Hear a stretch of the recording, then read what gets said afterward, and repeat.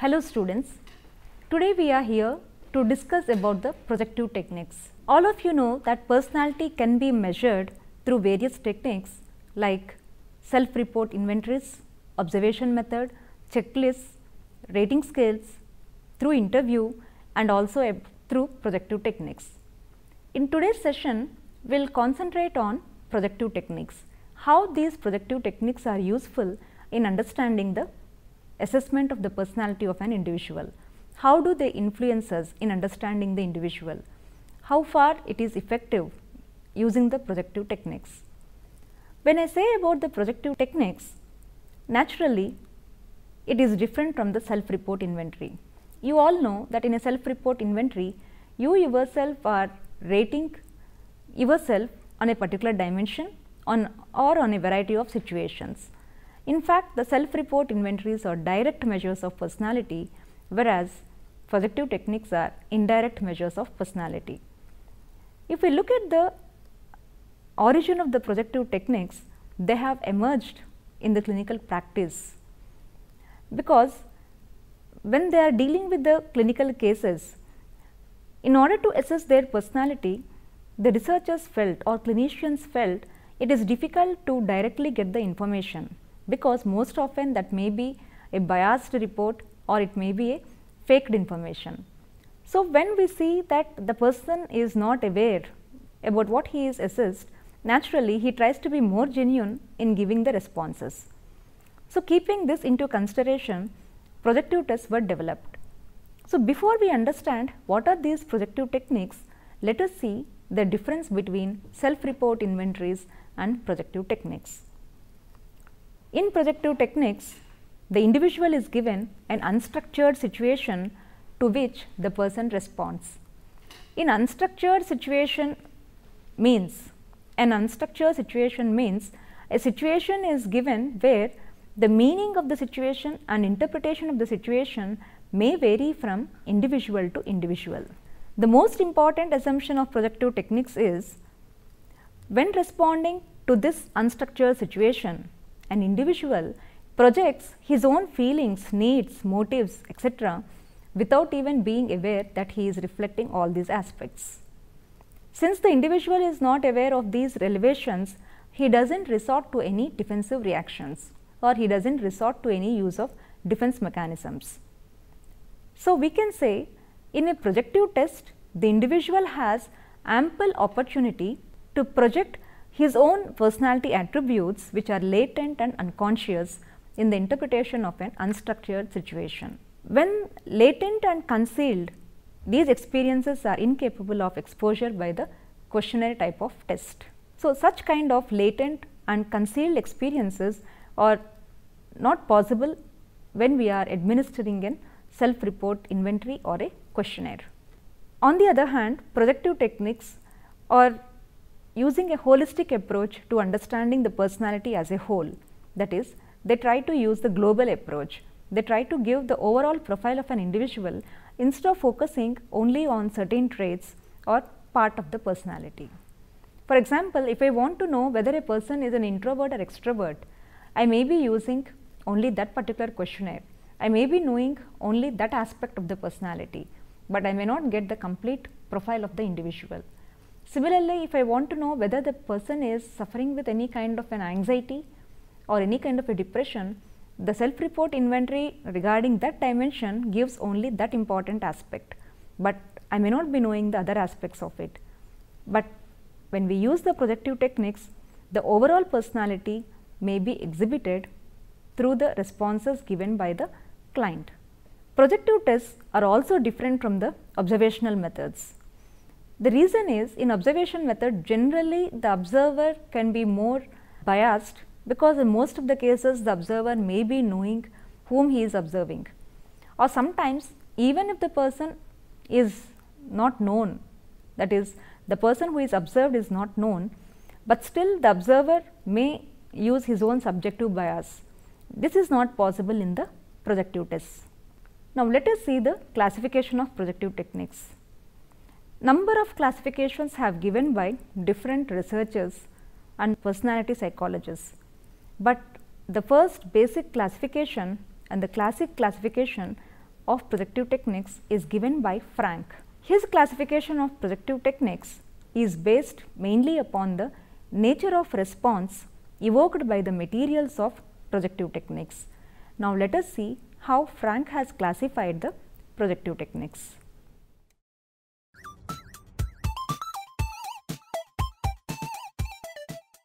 The first classification is they are constitutive, that is projective techniques are constitutive. This category of projective techniques includes all those situations in which the examinee constitutes or frames structures upon the materials which are unstructured. For example, finger painting, drawing completion are the best examples. According to Zubin, Iran and Skumer, the Rorschach test also falls in this category because the examinee imposes his or her own responses upon the unstructured ink blots. Another important category is constructive. The constructive category of projective techniques are similar to the constituent category, but this category includes all those situations where the examinee is required to structure a particular task, that is to construct a specific task. The examinee is required to impose a structure upon the situation in the direction specified by the examiner. That is, instructions are given to the examinee. Based upon that, the examinee has to develop a construct, that is take up a task, build up a task. For example, the examinee may be asked to draw a figure of a human male or a female, and this would be included in the constructive category rather than in the constitutive category, because drawing according to the examinee's own wish or desire is done. So, we can say in the constitutive category test, situations allow a free expression of the examinee's fantasies, imaginations, desires and wishes, whereas in the constructive category test situations do not give such permission. Another important classification of projective techniques is interpretative. Some tests are constitutive, some tests are constructive, while other tests are interpretive. In these situations, that is in this category, certain test situations are given to the examinee where they have to add a meaning to the situation. For example, we can say TAT, that is thematic apperception test, comes under this category, where the examinee is shown a picture and the person is asked to interpret the situation. What is happening in the scene, what should have happened, what would have happened, what may happen. So, here preceding things, the present situations and the consequences are asked by the examinee. So, we can say this is an interpretative test. Another important classification is refractive, that is it includes all those techniques through which the examinee is given an opportunity to express his personality in the form of painting or handwriting. We can say graphology has been cited by Frank as the best example of this category. It is quite common, we might have seen how graphology has become very popular, and even most of the people are interested to show their handwriting and get it interpreted to know about their own personality. So, to what extent graphology is really indicating the true personalities? Again, there are some exceptions, but still this handwriting, that is graphology or painting, all these things reveal a lot about the nature of the personality of the individual. Another important classification is cathartic. This category includes those situations where the examinee is given an opportunity to release all the conflicts that the person experiences by manipulating a certain task. For example, we can say play techniques are the best example. When we use this play technique, especially with the children, if a child is suffering a psychological problem or developed a personality disorder because of some physical abuse or emotional abuse or sexual abuse, when the child is not able to express it, by using this play technique, we can understand the conflict or the emotional feelings that the child is undergoing. Based upon that, we can reveal or we can interpret, we can infer what the child is undergoing. However, when we look at this Frank's classification, more than the benefits, there are also the limitations. To what extent we can really follow the classification is one question that has been raised by the critics. One biggest limitation is his classification overlaps so much that we can fit one particular technique in more than one category. For example, a figure drawing test may be included in the constitutive category or constructive category or refractive category. So, Frank's classification is not a widely accepted classification of the projective tests. There is another classification given by Lindzey, and this was most convincing classification of projective techniques. Based upon the responses of the examinees, Lindzey has divided projective techniques into 5 categories.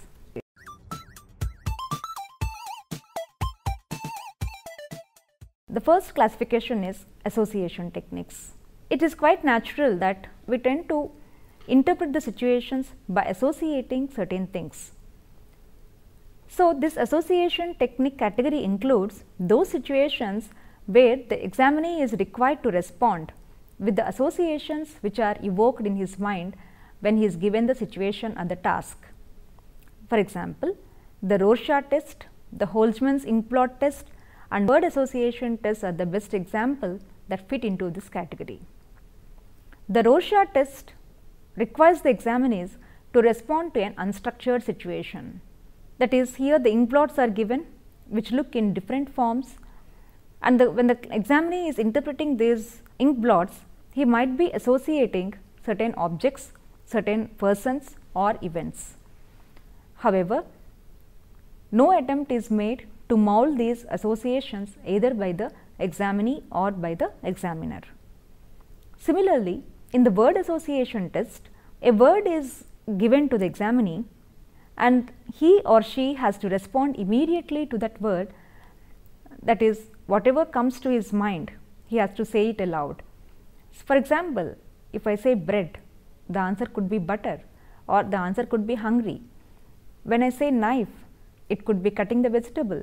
Another response could be killing the person. So, immediately without much thinking, how the examinee responds to a word that is given, that is, the response of the person indicates a lot about the personality of the individual. So, we say like how the association of ideas is taking place in the individual and how they are relating the unstructured events or situations, or how they are trying to see the association between the words.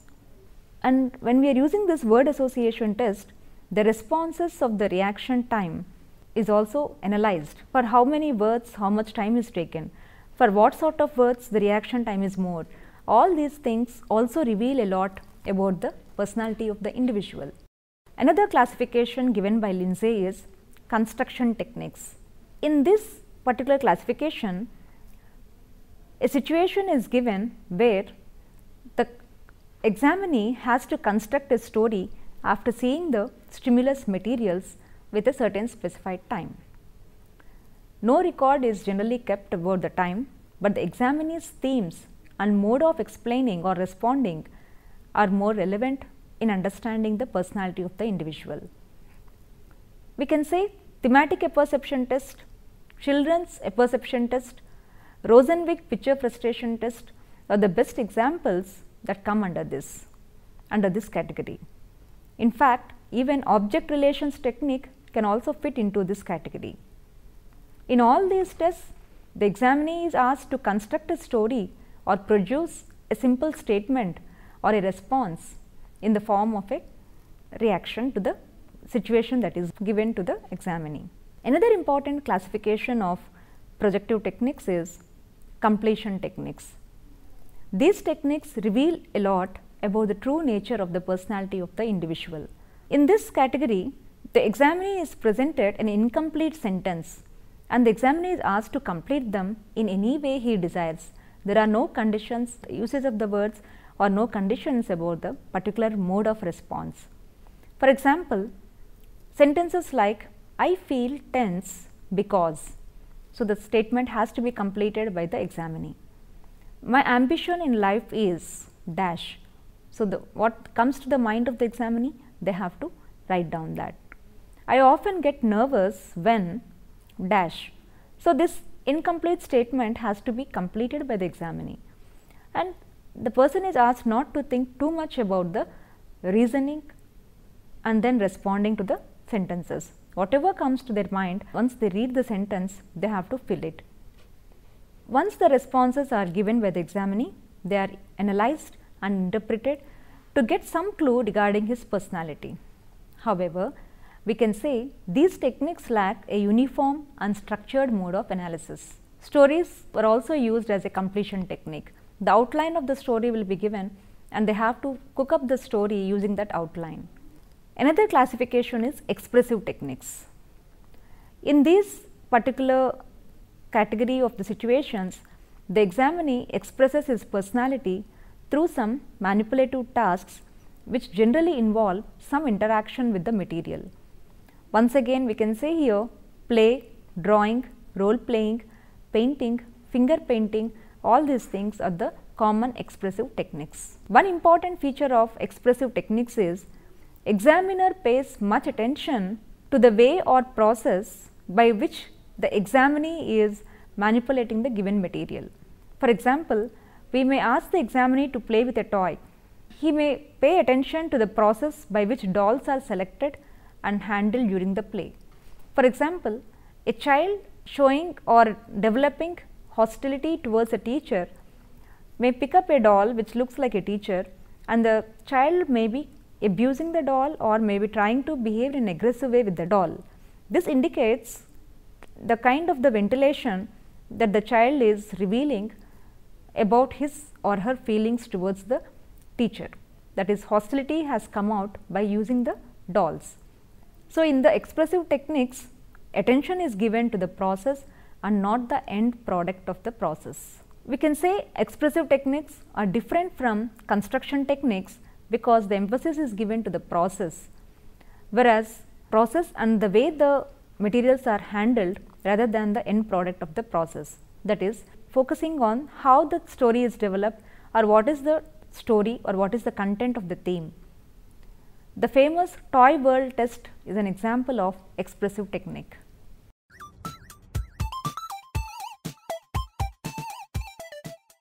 Another classification of projective tests is choice techniques. In this particular category, also known as ordering techniques category, we can say like it is more towards developing the objectivity of the projective tests, unlike the other projective tests. The examinee is presented with some sets of pictures or items, and the instruction is to choose the most relevant and appropriate picture. Sometimes the examinee may be asked to rank these items or pictures in terms of his preference and or the name ordering of the techniques.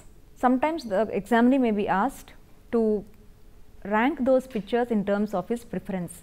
That is the reason why the name called as ordering technique. In this particular category, we can also use the multiple choice items, because from that we can infer what the child's personality is. Choice techniques are more like in multiple choice items, because the child is or the examinee is preferring what he wants. Based upon that, we can infer the personality of the individual. The Zondi test is an example of choice technique, because the examinees are required to rank sets of pictures along a like and dislike dimension or continuum. Another important classification given by Best is another important classification of projective techniques, and he proposed here 4 different ways of classification. The first classification the Best used is association technique. Here the examinee is presented with test situations like pictures, ink blots, cartoons, and the examinee is asked to tell what he feels, what he sees, what he thinks. The Rorschach test, the Holzmann ink blot test and the word association test belong to this category. Best also gave the classification of projective techniques as completion techniques. Once again, here the incomplete sentences are presented to the examinee, who completes them in the way they like. These tests, that is incomplete sentences tests, are found to be useful in interpreting traits like anxieties, guilt feelings, hostility, aggression, attitudes towards sexuality, paranoid tendencies, etc. So, most of the abnormal behavior patterns can be inferred by using this incomplete sentences test. For example, some items may be showing the paranoid tendencies like somebody is always trying me dash. So, they will put forward the idea of how he is feeling. I always worry about, so that gap has to be filled in. I think that my body is. So, if a person has a distorted self image of his own body, naturally he would be responding in a negative way. Role playing is another classification given by BEST. Here the examinee is asked to play a specific role in a group. The group may be having 2 or more individuals, and this role play continues for a specified period of time. When you ask an examinee to play a certain role, sometimes certain surprising things may come up which he may never have said to anyone earlier. His sayings reveal, that is, his role plays and his verbal discussions as a part of the role play reveal his motives, his intentions, needs, attitudes, etc. Naturally, this role playing technique will help us to identify traits like anger, hostility, frustration, dominance and authoritarianism. Creative or constructive technique is another important classification. This technique involves again playing with dolls or finger paint, drawing a figure. Sometimes BEST asks the examinee to write some imaginative story about some assigned situations. We can say TAT can be included because BEST also use this kind of a technique.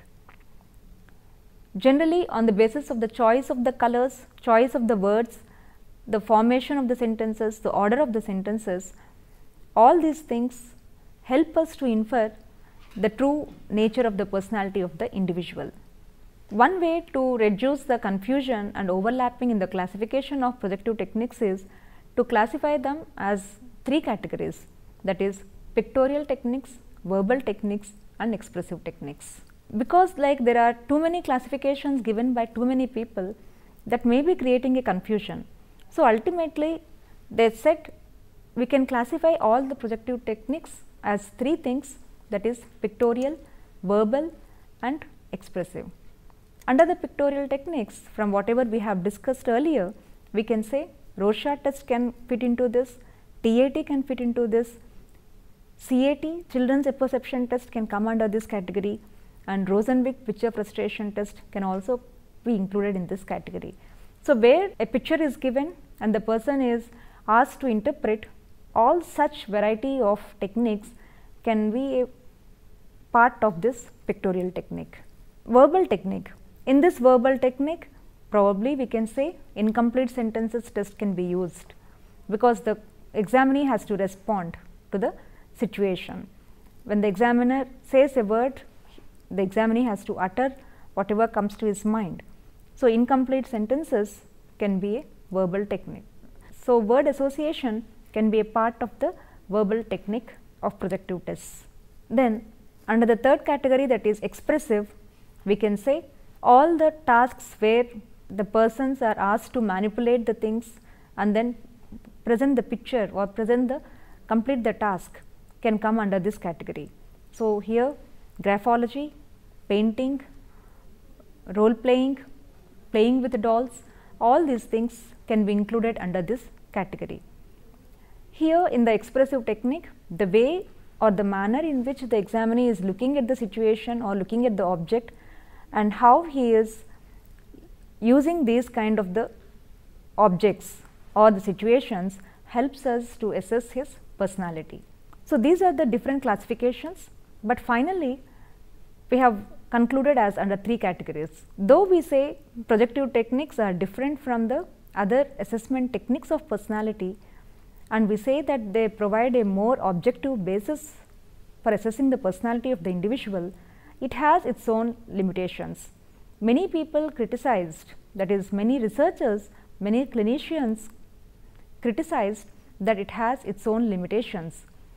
It is very difficult to assess the reliability of these tests, because when we administer these projective tests, how I understand an examinee's response to a situation or a role playing or a finger painting may be different from how the other person interprets or infers the situation.